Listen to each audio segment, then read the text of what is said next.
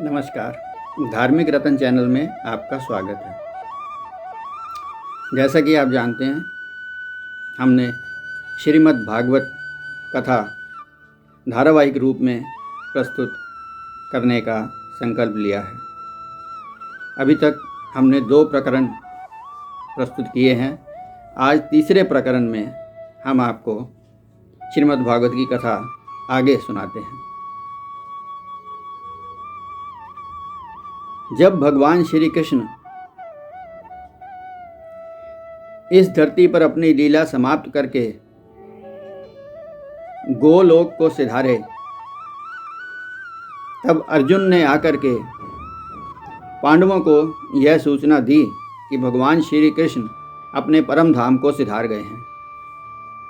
यह सुनकर सभी पांडव बहुत ही उदास हुए और रोने लगे। विशेषकर युधिष्ठिर बहुत ही ज़्यादा उदास हुए और उनका मन दुखी हो गया। उन्होंने अपने सब भाइयों को कहा कि अब मैं भी इस धरती पर राज्य नहीं करना चाहता और अब हमें भी सबको यह राज्य छोड़कर चले जाना चाहिए। ऐसा सोचने के पश्चात उन्होंने अपने पौत्र परीक्षित को राजगद्दी पर बिठाया और 5 पांडव द्रौपदी सहित हिमालय पर्वत की ओर शरीर त्यागने के लिए चल दिए।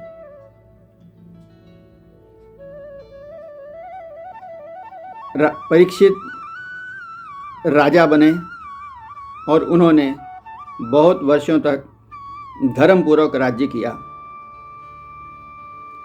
वे दिग्विजय के लिए निकले और 7 द्वीपों के राजाओं को हराकर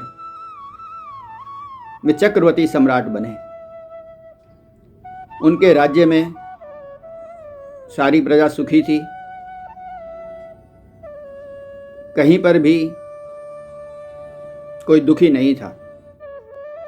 फिर भी वे अपनी प्रजा का हालचाल जानने के लिए स्वयं रात को भेष बदलकर घूमा करते थे, ताकि ये पता लगाया जा सके कि कहीं पर कोई प्राणी दुखी तो नहीं है। क्योंकि भगवान श्री कृष्ण के जाते ही द्वापर युग समाप्त हो गया था और कलयुग पदार्पण करने की कोशिश कर रहा था। इसी समय की यह कथा है। राजा परीक्षित रात को जब भ्रमण कर रहे थे तो उन्होंने देखा कि एक जगह पर एक गाय और एक बैल बहुत ही दुखित अवस्था में खड़े हैं। गाय भी बहुत दुखी थी और बैल भी बहुत दुखी था, और बैल के 3 चरण नहीं थे, केवल एक ही चरण पर वो खड़ा था। वो दोनों आपस में बातें कर रहे थे। राजा परीक्षित को 2 पशुओं का इस प्रकार वार्तालाप करना बड़ा आश्चर्यजनक लगा। तो उसने सोचा कि मैं छुप करके इन दोनों की बातें सुनता हूँ कि ये क्या वार्तालाप कर रहे हैं। राजा परीक्षित ने सुना कि उस गाय ने बैल को पूछा कि आप कौन हो और ये आपके 3 चरण कहाँ गए। तब उस बैल ने बताया कि मैं धर्म हूँ और मेरे 3 पैर तप, क्षमा और दया इस कलयुग के पदार्पण से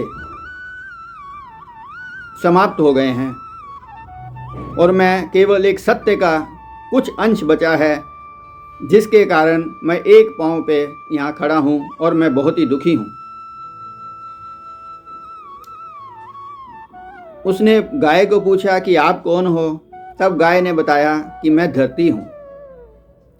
जब से भगवान श्री कृष्ण गोलोक को सिधारे हैं, तब से इस धरती पर कई अत्याचार और अन्याय होने शुरू हो गए हैं और मैं धरती इन अत्याचारों को सहन नहीं कर पाती हूँ। इसलिए मैं भी बहुत दुखी हूँ, क्योंकि अब कलयुग प्रवेश करने वाला है। इतने में परीक्षित ने देखा कि एक काला सा आदमी, जो कि कलयुग था, वह उन दोनों के पास आया और उन दोनों को मारने लगा। बैल ने दुखी होकर वहीं मलमूत्र त्याग दिया और गिर पड़ा, और गाय रूपी धरती भी बहुत परेशान होकर वहां बैठ गई। परीक्षित को समझ आ गया कि यह कलयुग ही है जो इनको परेशान कर रहा है। परीक्षित ने सोचा कि जब तक मैं राजा हूँ, मैं अपने राज्य में इस कलयुग को प्रवेश नहीं करने दूंगा। यह सोचकर राजा परीक्षित उसके सामने चला गया और उसने कलयुग को आवाहन करते हुए कहा कि तुम मेरे राज्य में प्रवेश नहीं कर सकते, नहीं तो मैं तुमसे अभी युद्ध करूंगा और तुम्हें भगा दूंगा। कलयुग परीक्षित के बारे में जानता था कि वह एक महान राजा है, इसलिए उसने सोचा कि तर्क से काम लेना ही उचित है। उसने